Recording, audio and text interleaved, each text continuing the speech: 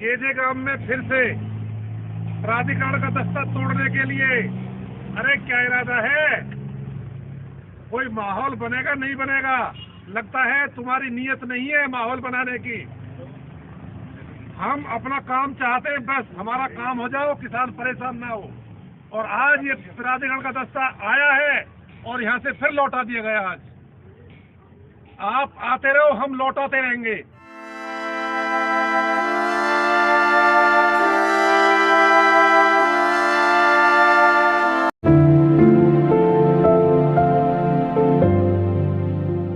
कब तक रोकते रहेंगे ऐसे बुलडोजर को? जब तक रोकते रहेंगे, जब तक हम जिंदा है और क्षेत्र का युवा जिंदा है और हमारा वजूद जिंदा है। मैंने पहले भी बोल दिया, अभी भी बोला था। अच्छा, अगर ये प्राधिकरण अब कीमत बता दे कि इस ग्रामीण क्षेत्र से, इस जनमानस से, इस युवा से क्या कीमत मांगता है, क्या कीमत मांगता है। अगर हमारे जीवन ही हमारी इनकी कीमत है तो हम उसको भी देने के लिए तैयार है। जब तक जिंदा है, जब तक वजूद है और जब तक ये चीजें हैं, जब तक सत्य है, जब तक खड़े हैं, और इनको हम इनके मंसूबे में कामयाब नहीं होने देंगे। और रही बात धारा 144 की, हमने तो धारा 144 के बाद ही आंदोलन करे आज तक जितने करे हैं। ये धारा 144 नहीं, 288 लगा दो, हम मानने वाले नहीं है बिल्कुल भी। 2011 में एक पॉलिसी आई थी 450 वर्ग मीटर की, जो बालिग हैं, किसानों के बच्चे, उनके लिए आबादी छोड़ी जाएगी जिनका कब्जा है। क्या वो उस पर काम कर रहा है नोएडा प्राधिकरण? नोएडा प्राधिकरण उस पर कोई काम नहीं कर रहा। बार बार सर्वे करते हैं। किसका सर्वे करते हैं? एक बात बताइए, जब ये कहते हैं कि हम किसानों का सर्वे करेंगे, अरे जो सर्वे किसान का हुआ है वो सर्वे के किसानों के साथ क्या उसको आप बता नहीं सकते? उसका समायोजन किसानों के अनुसार नहीं हो सकता, या किसानों को सर्वे की जानकारी नहीं हो सकती? सर्वे क्या होता है? सर्वे यथा स्थिति को जानने का एक तरीका है, लेकिन वो सर्वे करते हैं और बार बार अपने कार्यालय के फाइलों में उसको दबा देते हैं। और ऐसे सर्वे का फायदा क्या, जिसकी पूर्ण प्रक्रिया ना हो। नोएडा के बुलडोजर आ गए थे सुबह यहाँ 10 बजे आज मकान को तोड़ने के लिए। यदि आप शहर में नहीं होंगे तो जो यहाँ के ग्रामीण इनके मकान कौन बचाएगा? देखो जी, ऐसा है, कोशिश करने वालों की कभी हार नहीं होती। बस हमारा काम है कोशिश करना। आज मैं नहीं रहूंगा तो कल को दूसरा भाई रहेगा।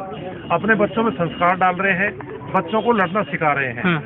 मैं निश्चित तौर पर जब भी ऐसी परेशानी आएगी मैं तो खड़ा मिलूंगा। सर, नोएडा प्राधिकरण में कुछ लोग जाते हैं जो किसान संगठन है, वो भी मीटिंग करके चले आते हैं। आपने भी कॉल दे रखी है 16 अगस्त की, तो धारा 144 भी लगी हुई है। क्या कामयाबी मिलेगी आपको? ये पहली बात, ये लोकतंत्र है और हर किसी को अपनी बात कहने का हक है। फिर भी उनको थोड़ा सा मतलब समाज के आगे झुकना चाहिए और हमें एक साथ चलना चाहिए। किसान का स्टे भी है, उसके पास में रजिस्ट्री भी है, सब कुछ है। आखिर क्या चाहते हो भैया? थोड़ा बताना सुधीर, क्या है?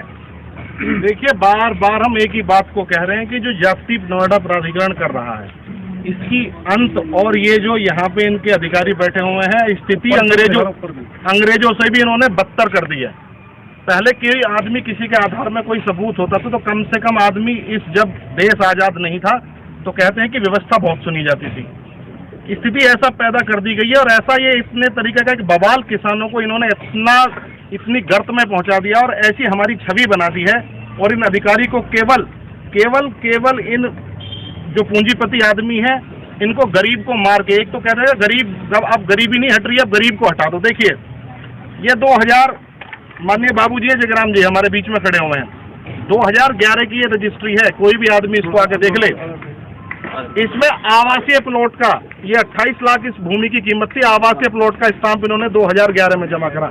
इससे पहले भी इसके 3 प्लॉट के काश्तकार, ये रजिस्ट्री ऐसा नहीं है इनकी पहली रजिस्ट्री है, इससे पहले 3 बार ये रजिस्ट्री आवासीय में दर्ज है और आवासीय में दर्ज में 2011 से रजिस्ट्री के बाद ही अपनी जमीन पर काबिज है। एक बात इनकी समझ में इसलिए ये नहीं आती अधिकारियों की, भाई आप जहाँ कोई एक्शन लेने जा रहे हैं पहले उसकी जांच पड़ताल करेंगे। आप इन किसानों को या तो कह दो कि हम यहाँ पे ना एक कुआं बना रहे हैं, आग का कुआं, इन किसानों को यहाँ से पकड़ो और उस कुएं के अंदर डाल दो और इनको भस्म कर दो। जब ये किसान और ये ग्रामीण क्षेत्र भस्म हो जाएगा तो आपके पास सारे आपके हाथ पर पगा खुल जाएंगे। आप जिसको चाहो किसी पूंजीपति को जाके और इन गाँव बस्तियों को सबको बेच देना। अब ये रजिस्ट्री से बढ़िया क्या सबूत होता है? बार बार बाबूजी इनको बता रहे हैं कि भाई मैं यहाँ पे बैठा हुआ हूँ, हर सर्वे में ये आबादी के रूप में दर्ज है। उसके बाद जब इन पर जाति हो गई तो इस जाति के बाद ये माननीय हाई कोर्ट यहाँ से चले गए। वहाँ से हाई कोर्ट ने इनको, ये सर्टिफाइड कॉपी है जो मैं दिखा रहा हूँ, ये नीला स्टाम्प लगा हुआ है इसके ऊपर, इसमें साफ साफ क्या है कि ये जो 500 गज की जो रजिस्ट्री है इसके आधार पर इसको प्लॉट माना है। और अगर आप उधर एक बार कैमरा घुमा दो, ये एक 10 स्क्वायर मीटर की दुकान भी इसके अंदर, और ये इनका एक टेम्परेरी कंस्ट्रक्शन यहाँ पर पहले से बना हुआ है।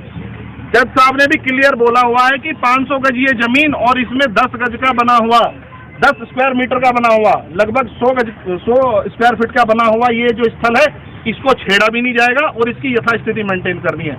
देखिए, या तो ये नोएडा प्राधिकरण कह दे कि हम इस हाई कोर्ट और सुप्रीम कोर्ट से ऊपर की संस्था है, तो हमारी समझ में बात आए, और या ये कह दे कि भाई, और ये सरकार जो इन अधिकारियों को यहाँ शोषण के लिए लोगों को बैठा दिया गया है, और इनसे ये अधिकारियों से सरकार अपना एक मंतव्य क्लियर कर दे कि भाई ये चाहते क्या है, ये इस ग्रामीण और इस क्षेत्र को और इन किसानों का क्या भला करना चाहते हैं, क्या हमारा एक सार्वजनिक सूचना प्रेषित कर दे कि भाई आप लोग यहाँ से भाग जाओ, आप अपना, अब आपका यहाँ कुछ नहीं बचता है, और ये देश जो है और ये जो क्षेत्र है ना, ये नोएडा प्राधिकरण को एक मुश्त दे दिया जाएगा, जैसा कि अब ये आगे कर रहे हैं कि गांव के गांव उठा के और इनको कहीं और भेज दो।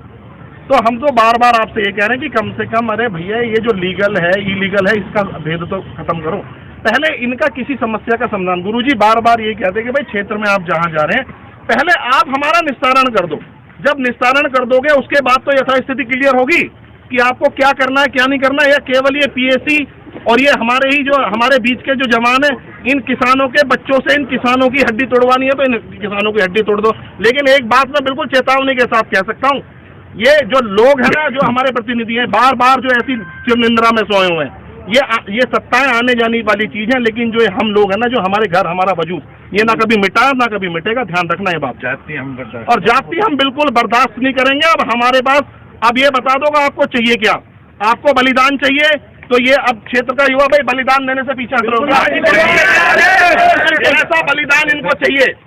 अगर इनको बलिदान ही ऐसा चाहिए कि हमारी लाशों के ऊपर से ये अपना शहर बसाना चाहते हो तो हमें मार दो, उसके बाद आप जो चाहो वो कर दो, वरना बलिदान लेने के लिए अपने हाथ। देखिए, रोस्टर का केवल एक ही तरीका रहा, जिस दिन से नोएडा प्राधिकरण ये संस्था इस क्षेत्र में आई है, इसका रोस्टर का सबसे बड़ा प्रॉब्लम ही है कि ये रोस्टर ही केवल कार्यालयों में बैठ के जारी करते हैं, ये यथास्थिति ऑन साइट ऑब्जर्वेशन जाके नहीं करते।